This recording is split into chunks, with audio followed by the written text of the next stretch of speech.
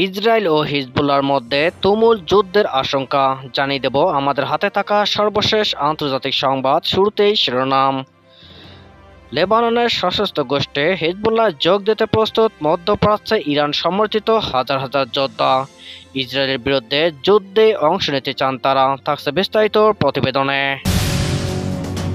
এরপর জানিয়ে দেব হিজবুল্লাহর হামলায় ইসরায়েলের আয়রন ডোম ব্যর্থ হতে পারে শঙ্কা যুক্তরাষ্ট্রের। থাকছে বিস্তারিত প্রতিবেদনে।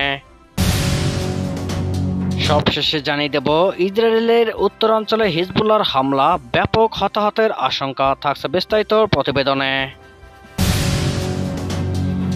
এতক্ষণ শিরোনাম শুনছিলেন, এবার বিস্তারিত। লেবাননের সশস্ত্র গোষ্ঠী হিজবুল্লাহ যোগ দিতে প্রস্তুত। মধ্যপ্রাচ্যের ইরান সমর্থিত হাজার হাজার যোদ্ধা ইসরায়েলের বিরুদ্ধে যুদ্ধে অংশ নিতে চান তারা। ইরান সমর্থিত দলগুলোর কর্মকর্তারা ও বিশ্লেষকরা বলছেন, ইসরায়েলের সঙ্গে বর্তমান সংঘাত পূর্ণাঙ্গ যুদ্ধে রূপ নিতে পারে আশঙ্কায় এমন প্রস্তাব দিয়েছে তারা। রবিবার 23 জুন এক প্রতিবেদনে মার্কিন বার্তা সংস্থা এপি এ খবর জানিয়েছে।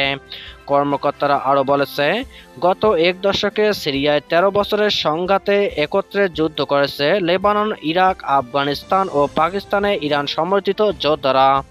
সিরিয়ার প্রেসিডেন্ট বাশার আল আসাদের পক্ষে তারা ভারসাম্য বজায় রাখতে সাহায্য করছেন।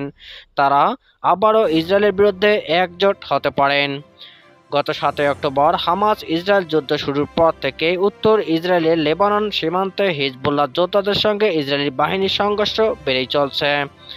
চলতি মাসে দক্ষিণ লেবাননে ইসরায়েলি বিমান হামলায় হিজবুল্লাহ সামরিক কমান্ডার নিহত হওয়ার পর উত্তরের পরিস্থিতি আরও খারাপ হয়েছে। অবশ্য হিজবুল্লাহ উত্তর ইসরায়েলে শত শত রকেট ও ড্রোন হামলা চালিয়ে প্রতিশোধ নিয়েছে। বুধবার এক বক্তৃতায় হিজবুল্লাহ নেতা হাসান নাসরুল্লাহ বলেছেন, ইরান, ইরাক, সিরিয়া, ইয়েমেন এমন অন্যান্য দেশের নেতারা এর আগে হিজবুল্লাহকে সাহায্য করার জন্য কয়েক হাজার যোদ্ধা পাঠানোর প্রস্তাব দিয়েছিলেন। তবে তিনি বলেছিলেন, এই গোষ্ঠী এরই মধ্যে 1 লাখ যোদ্ধা রয়েছে। লেবাননে ইরানপন্থী সশস্ত্র গোষ্ঠী হিজবুল্লাহর সঙ্গে যে কোনো সর্বান্তক যুদ্ধে প্রথম আঘাত বিপর্যয় হতে পারে ইসরায়েলের আয়রন ডোম ক্ষেপণাস্ত্র প্রতিরক্ষা ব্যবস্থা। এমনটি আশঙ্কা করছে যুক্তরাষ্ট্র। এই বিষয়ে তারা সতর্কতার কথাও জানিয়েছে। ইসরায়েল ও যুক্তরাষ্ট্রের সাম্প্রতিক বিশ্লেষণ ও পর্যালোচনায় এই শঙ্কার কথা উঠে এসেছে। নতুন করে সর্বান্তক যুদ্ধ শুরু হলে তা 2006 সালের বিধ্বংসী দ্বিতীয় লেবানন যুদ্ধের চেয়েও বেশি ভয়াবহ হতে পারে বলে আশঙ্কা করা হচ্ছে। ব্রিটিশ সংবাদ মাধ্যম দ্য গার্ডিয়ানে এ খবর জানিয়েছে। ইসরায়েল ও হিজবুল্লাহর মধ্যে সর্বান্তক যুদ্ধ এড়ানোর জন্য কূটনৈতিক প্রচেষ্টা চালাচ্ছে যুক্তরাষ্ট্র ও ফ্রান্স। কারণ সীমান্তে বেড়ে ওঠা উত্তেজনা ও পাল্টাপাল্টি গোলাগুলি একটি পূর্ণাঙ্গ যুদ্ধে পরিণত হওয়ার আশঙ্কা বাড়িয়ে তুলছে। শুক্রবার কুয়েতের পররাষ্ট্র মন্ত্রণালয় তাদের নাগরিকদের লেবানন ভ্রমণ না করার সতর্কতা দিয়েছে। যারা লেবাননে আছেন তাদের দেশে ফেরার পরামর্শ দিয়েছে কুয়েত। এই পরিস্থিতিতে ওয়াশিংটনে ইসরায়েলি প্রতিনিধিদের জানানো হয়েছে, যুদ্ধে পরিণত হলে যুক্তরাষ্ট্র নিরাপত্তা সহায়তা দেবে। জাতিসংঘ মহাসচিব অ্যান্টনিও গুতেরেস এর মধ্যেই সম্ভাব্য বিধ্বংসী ফলাফল এড়ানোর জন্য বিবেক ও যুক্তি প্রয়োগের আহ্বান জানিয়েছে। 2006 সাল থেকে বিশ্বের সেরা সজ্জিত ও রাষ্ট্রীয় গোষ্ঠী হিসেবে পরিচিত হিজবুল্লাহ তাদের অস্ত্রাগারে মজুত রয়েছে, যার মধ্যে রয়েছে আত্মঘাতী ড্রোন, বিমান বিধ্বংসী ক্ষেপণাস্ত্র ও 1,20,000 থেকে 2 লাখ ক্ষেপণাস্ত্র।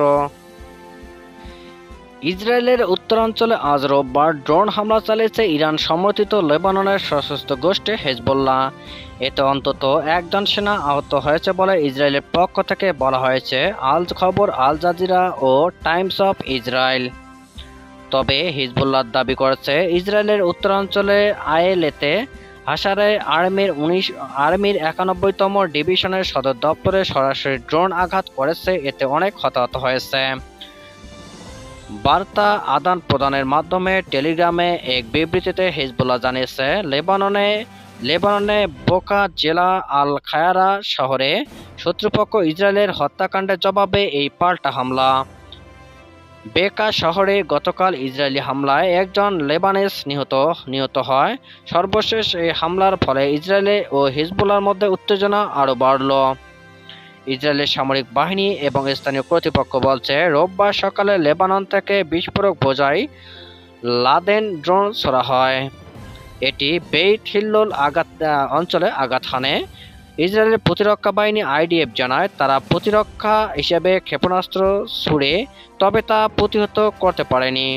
হিজবুল্লাহর এই ড্রোন হামলার দাবি করে জানায়, তবে ইসরায়েলি বাহিনীর ঘাঁটিতে হামলা চালিয়েছে। প্রথম হামলার কয়েক ঘন্টা পর ইসরায়েলের আকাশে ফের ড্রোন হামলা চালায়, তবে এটি প্রতিহত করার দাবি ইসরায়েলের।